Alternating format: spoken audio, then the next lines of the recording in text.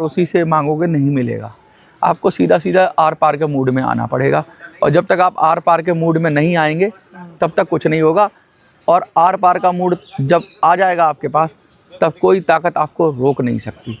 तो ये आर पार का मूड दिखता नहीं है लीडरशिप में, यही प्रॉब्लम है। जिस दिन आर पार के मूड में आ गए उस दिन सरकार भाग जाएगी मैदान छोड़ के। प्यार से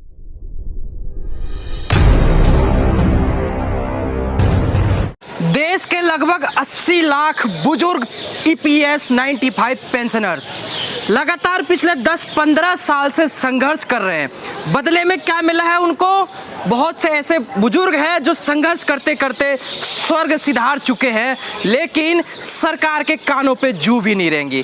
क्या वो बुजुर्ग इस देश के नहीं हैं? क्या उस बुजुर्ग के साथ खिलवाड़ किया जा रहा है? लेकिन कोई जनता उनके साथ नहीं खड़ी है। लेकिन अभी कोई मुद्दा आ जाए नया, सारी मीडिया, सोशल मीडिया दौड़ जाती है, क्योंकि सबको फेम चाहिए, सबको हाईलाइट होना है। लेकिन बुजुर्गों से क्या मतलब है? वो तो चल बसेंगे लड़ते लड़ते। अभी आने वाले 10 तारीख को भी यहाँ पर प्रोटेस्ट है, एक बार फिर से शायद खेला बन के रह जाए बुजुर्ग। और मैं उन बहुत सारा यूट्यूबरों को, चैनल वाले, बड़े बड़े चैनलों को एक्सपोज करने वाला हूँ जो लगातार फर्जी खबर डालते हैं कि कल मिलने वाली है, परसों मिलने वाली है, पेंशनर्स को पेंशन मिलने वाली है।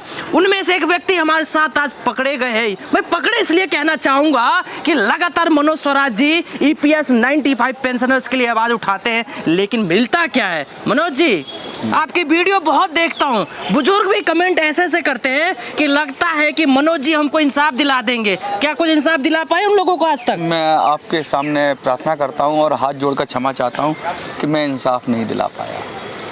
मैं इंसाफ नहीं दिला पाया और मैं इस बात को मानता हूँ, मैं अपनी हार को स्वीकार करता हूँ।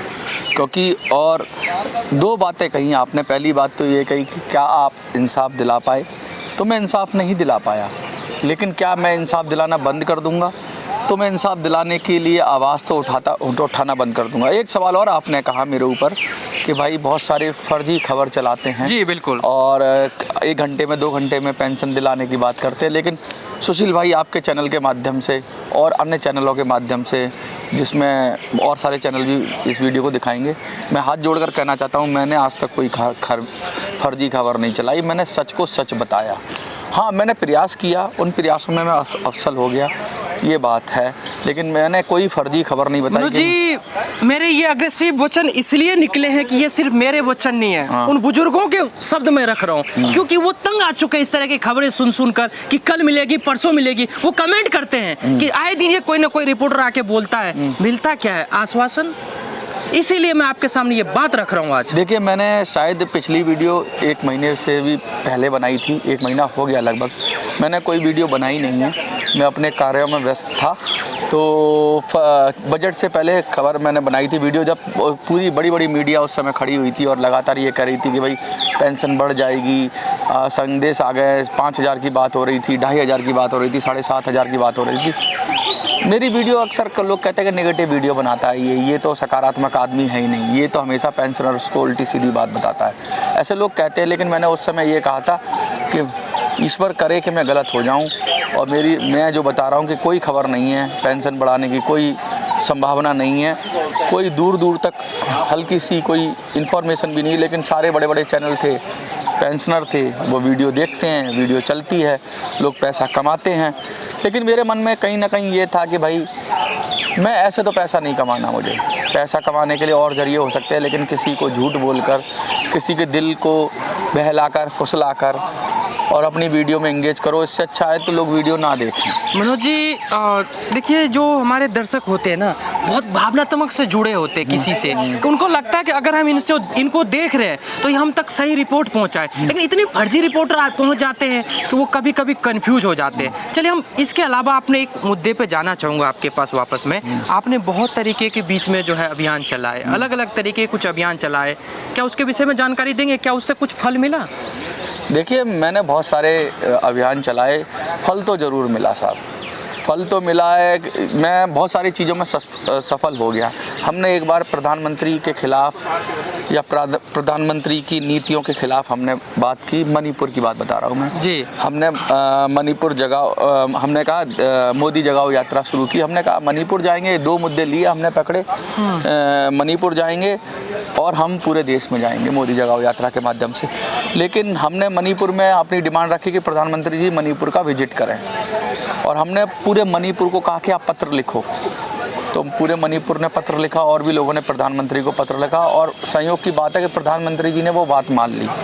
तो हमारी जो मोदी जगाओ यात्रा थी उसमें से मणिपुर वाला पार्ट तो डाइल्यूट हो गया। आज मणिपुर के अंदर शांति है, मणिपुर के अंदर सरकार बन गई है, और वहाँ के लोग मिलकर आपस में मिलकर रह रहे हैं। कुछ झगड़ा होता है, हाँ, लेकिन मुझे ये लगता है कि हमारी बात में इतनी दम तो थी कि हमने हमारा वो काम पूरा हुआ। हमने पेंशनरों का काम कहा था कि 11 लाख की चेतावनी वाली बात कही थी, तो हमने पत्र भेजे प्रधानमंत्री को। प्रधानमंत्री कार्यालय से जवाब आया। जवाब आने के बाद प्रधानमंत्री कार्यालय अपनी जिम्मेवारी रीजनल कार्यालयों पे डाल दी। वहाँ लोग पहुँच गए कि भाई जवाब दो। वो कह रहे जब प्रधानमंत्री नहीं जवाब देना चाह रहे तो वो क्या जवाब देंगे। वो जो लोकल अधिकारी होता है EPFO का, वो अपने अपने पत्र बना रहा है, आपस में हो रहा है। लेकिन पूरे खलबली तो मची, मुद्दे में मुद्दा बना, खलबली मची। लेकिन कहते ना ढीठ आदमी होता है कि देना ही नहीं है बुजुर्गों। देखिए वो ऑफिस में बैठे हुए जो लोग हैं, मुझे लगता है कहीं कि उन पेंशनरों के जो पैसे होंगे उनके ब्याज से उनकी सैलरी जा रही होगी, लेकिन उन बेचारे उन बुजुर्गों को अरे नहीं सर, मिलती है। वो नौकर हैं, वो सरकारी नौकर हैं। जो सरकार करेगी, जो डिसीजन लेगी टॉप बॉडी, वही तो करेंगे।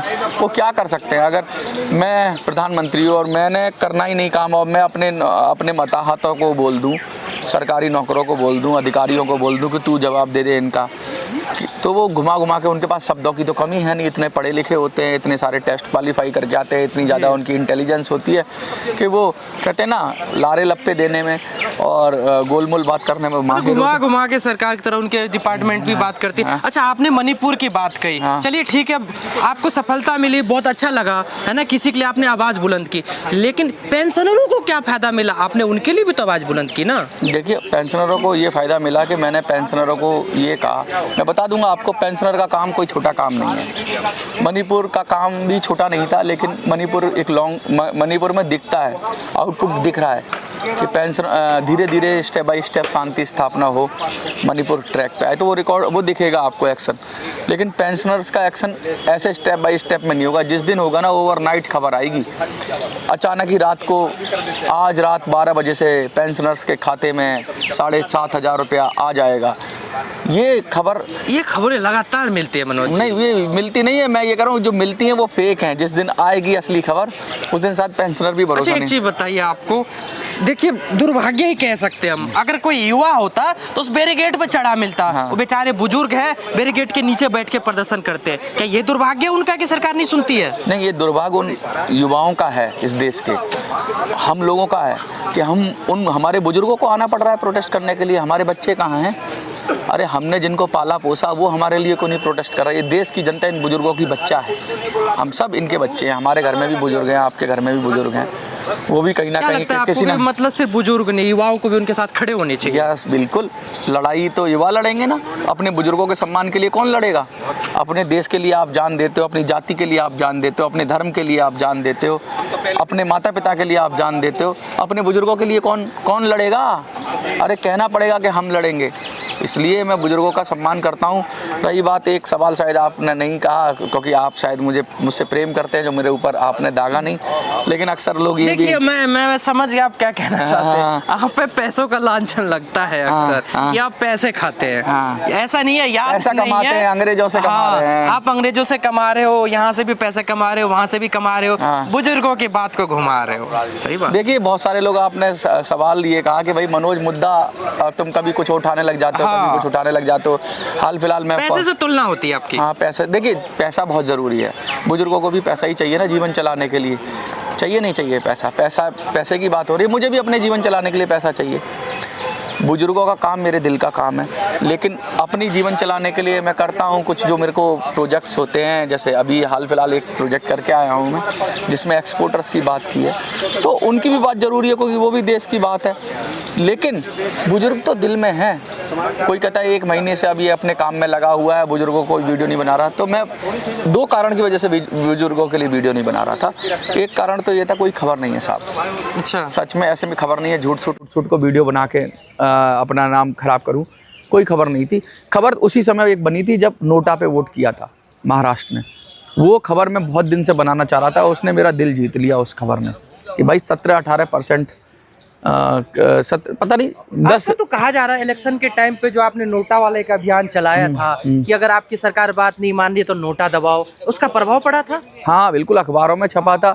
महाराष्ट्र के अंदर नासिक में कमाल हो गया था कि लोगों ने इतना नोटा को वोट दे दिया, इतना नोटा को वोट दे दिया कि लोग उस पर करने लगे कि इतना नोटा को कैसे वोट आ गया। हर लगभग 10 वोट पड़े तो हर एक आदमी ने नोटा को वोट दिया। ऐसी जगह भी थी जहाँ नोटा इतना ज़बरदस्त उछाल था कि मैं समझ नहीं पा रहा था कि भाई ये क्या हो रहा है। लेकिन मैं ये जो छोटे चुनाव में हुआ ना, मैं इसे बड़े चुनाव में करना चाहता था। मैं महाराष्ट्र विधानसभा के चुनाव में करना चाहता था, दिल्ली विधानसभा के चुनाव में करना चाहता था, हरियाणा विधानसभा के चुनाव में करना चाहता था, देश के बड़े चुनाव में करना चाहता था, या तो नोटा को या खुद को, किसी भी पॉलिटिक्स। नोटा का स्टैंड लेकर क्या लगता है बुजुर्ग अपनी बात मनवा पाएंगे, मानने वाले हैं सरकार? अरे एक बात बताओ आप सुशील भाई, इस देश के अंदर अगर 10-12% वोट अगर नोटा को पड़ जाए, क्योंकि अभी नोटा को क्यों कह रहे हैं हम, क्योंकि हमारे पास सेनापति नहीं है, हमारे पास अपने लोग नहीं थे। वोट की ताकत से हम दिखा सकते हैं। हाँ, हमारे पास वोट तो है, पेंशनर्स के पास वोट है जी, लेकिन पेंशनर्स के पास पेंशनर के वोट का नेता नहीं है। किसको दे दें? मेरे साथ भी कितने लोग आए चुनाव लड़ने के लिए, आपको पता है, हम सेनापति ढूंढ रहे थे, कोई आया ही नहीं। कह रहा है यहाँ क्या, ये तो बुजुर्ग है, कहीं भी वोट दे देंगे। और ऐसा हुआ भी, बुजुर्गों ने खूब पेंशन की बात की लेकिन वोट अपनी पार्टी को दे आए। कोई बीजेपी को दे आया, कोई कांग्रेस को दे आया, कोई सपा को दे आया, कोई बसपा को दे आया। एकजुट नहीं हो पाए और ना एकजुट कोई कर पाया उनको। हाँ, लेकिन हुए, देर आए लेकिन दुरुस्त आए। लेकिन वो नगर निगम के चुनावों में आए, महाराष्ट्र के में आए, और उसमें भी ये कह रहे थे पेंशनर्स कुछ कि भैया एक वोट डालना, सिर्फ बाकी अपना ट्रेडिशनल डालना। एक परिवार में से एक वोट दिया तो इतना हल्ला मचा। सोचो अगर मेरी बात मान लेते। ये भी तो नहीं मानते हैं बुजुर्ग, भाई पुराने लोग हैं, ये पुराने ढर्रे पे चले आए हैं, किसी की जीवन भर बीजेपी को वोट देता रहा है, वो कैसे दे देगा किसी और को? कहीं ना कहीं ये बुजुर्ग सहृदय है, वो मतलब अभी भी सरकार के विरोध खुलकर जाना नहीं चाहते। अच्छा एक बात बताएं, हम आपको पूछना चाह रहे हैं, तो किसके समर्थन में जाएं? समस्या सिर्फ मोदी जी से है या ये समस्या कांग्रेस के टाइम से है? वास्तव में जिम्मेदार कौन है? ये जिम्मेदार सारा पॉलिटिकल सिस्टम है, सारे नेता हैं। ना तो मोदी जी को कुछ करना है, और मोदी जी को कुछ करने के लिए दबाव कौन बनाएगा? विपक्ष। ना विपक्ष ने कभी आवाज़ उठाई। विपक्ष चाहता है इन सबका वोट ले लूं लेकिन इनकी आवाज़ ना बनूं। मोदी जी कह रहे हैं इनके वोट की ज़रूरत ही नहीं है हमें, ये जिसे चाहे देते रहे वोट, हम तो अपनी सरकार चला रहे हैं। मोदी के खिलाफ वोट ना करें। तो जो खिलाफ चाहते हैं वो भी वोट चाहते हैं, वो भी मुद्दा हल करना नहीं चाहते। विपक्ष क्यों नहीं उठा पा रहा है ये मुद्दा? अरे उसकी इंटेंशन नहीं। 2014 से पहले के भी तो थे ना ये मुद्दा, ये 2014 के बाद ही आई है। उनकी इंटेंशन ही नहीं है ना, कि वो चाहते ही नहीं है कि पेंशन मिले पेंशनर्स। कई सरकार उनसे बोलते कि मामला तो तुम्हारे समय से था, हाँ, तुमने क्यों नहीं दिया, इसलिए क्या विपक्ष इतना भी नहीं हो रहा, इतना भी नहीं हो रहा। विपक्ष इतना भी कर ले तो बहुत बड़ी बात है। लेकिन कहते हैं ना कि इस आग में सबके हाथ जले हुए हैं। ये विपक्ष हो पक्ष हो, इससे हल होने वाला नहीं है। हल या तो नोटा के जरिए होगा, या फिर हम अपना पॉलिटिकल सिस्टम बनाएं, पॉलिटिकल पार्टी बनाएं, पॉलिटिकल आइडियोलॉजी बनाएं, और हम बुजुर्गों को खड़ा करें और वो जीत के आएँ, और अपना काम, अपना शाइन, अपने मुस्तकबिल खुद लिखें, अपना भाग्य खुद लिखें। बस मैं ये कहना। देखिए मार्च में अभी प्रोटेस्ट है इनका, 10 तारीख के आसपास देश भर के बुजुर्ग फिर पहुंचने वाले हैं। क्या उनको इस बार क्या कुछ करना चाहिए कि सरकार के कान में आवाज घुस जाए? उनको तो बहुत कुछ करना चाहिए और प्रोटेस्ट तो करते ही रहना चाहिए, लेकिन उनको नीति भी सही बनानी पड़ेगी। किस टाइप से? हाँ, नियत तो ठीक रखती पड़ती है लेकिन नीति भी तो होनी चाहिए। नीति ये है कि आप उसी की गोद में जाके बैठकर और उसी से मांगोगे, नहीं मिलेगा। आपको सीधा सीधा आर पार के मूड में आना पड़ेगा, और जब तक आप आर पार के मूड में नहीं आएंगे तब तक कुछ नहीं होगा। और आर पार का मूड जब आ जाएगा आपके पास, तब कोई ताकत आपको रोक नहीं सकती। तो ये आर पार का मूड दिखता नहीं है लीडरशिप में, यही प्रॉब्लम है। जिस दिन आर पार के मूड में आ गए उस दिन सरकार भाग जाएगी मैदान छोड़ के। प्यार से सरकार सुनने वाली नहीं है, प्यार से नहीं, आवाज बुलंद करना पड़ेगा, आवाज बुलंद करना पड़ेगा। और सच्ची, अब रोज रोज झांसे में आ जाओगे, कभी वित्त मंत्री के झांसे में, कभी प्रधानमंत्री के झांसे में, कभी मैंने तो एक वीडियो भी बनाई थी झांसे में नहीं आना है, लेकिन लोग आ जाते हैं झांसे में। यहाँ तो यूट्यूबर के झांसे में आ रहे हैं कि शाम को खबर मिलेगी, शाम को पेंशन बढ़ेगी। भैया वो रोज झांसा देते हैं, ये रोज झांसे में आते हैं। ये क्या करें, झांसे की आदि हो गए, एक तरह के बीमार हो गए। अभी बीमार कर दिया गया है मनोज जी, बीमार है नहीं ये बुजुर्ग, कर दिया गया इनको। हाँ, बीमार कर दिया, एक तरह का एक साइको होता है ना आदमी के, लगातार वो पेंशन ही देखता रहता है। विश्वास हो जाता है कि चलो आएगा आएगा आएगा। हाँ, तो वो विश्वासघात होता है, विश्वास के अंदर विश्वासघात हो रहा है। लेकिन मैं मोटी बात ये कर रहा हूँ कि विश्वासघात अब ज़्यादा देर, अब कहते हैं ना सब्र का घड़ा भर चुका है। 99 गाली श्री कृष्ण ने भी सही थी, जब 100 भी गाली दी तो वध कर दिया राक्षस का। तो इसी तरीके से अब आती हो गई है, और अब इस पॉलिटिकल सिस्टम का वध करना पड़ेगा, क्योंकि इसमें कांग्रेस बीजेपी सब मिले हुए हैं। बिल्कुल मनोज जी, देखिए गंभीर विषय है और इस पर चर्चा करना जरूरी था, क्योंकि आने वाले 10 तारीख के आसपास जो 2-3 दिनों का लगभग जो है प्रोटेस्ट है यहाँ ईपीएस पेंशनर्स का, तो इस बार किस तरीके से तैयारी करके आएंगे? आसान नहीं होता, अलग अलग स्टेटों से बुजुर्गों को ट्रेनों में धक्का खाकर आते जंतर मंतर पर, लेकिन सरकार फिर भी वापस जो उनको जैसे बच्चों को बहला फुसला कर भेज देते हैं, कहीं ना कहीं ये डिपार्टमेंट, ये गवर्नमेंट उन बुजुर्गों को भी भेज देती है। लेकिन उम्मीद करता हूं कि इस बार जब बुजुर्ग मैदान में उतरेंगे तो कुछ नया होगा, क्योंकि वो भी इसी देश के नागरिक है और उनको इंसाफ जरूर मिलेगा। बाकी इस बार अगर आप लोग दिल्ली जंतर मंतर पर आने वाले हैं तो अपनी बात इस कमेंट बॉक्स में जरूर रखें, ताकि अन्य लोगों तक संदेश पहुंचे और अपनी आवाज को बुलंद करें। मनोज जी, बहुत बहुत बहुत धन्यवाद आपका। बस इतना ही कहना चाहूँगा, सजग रहो, सतर्क रहो, झूठी खबरों में ना फंसो और लड़ाई आर पार की लड़ो। आप देख रहे थे हमारी टीम के साथ ये संदेश।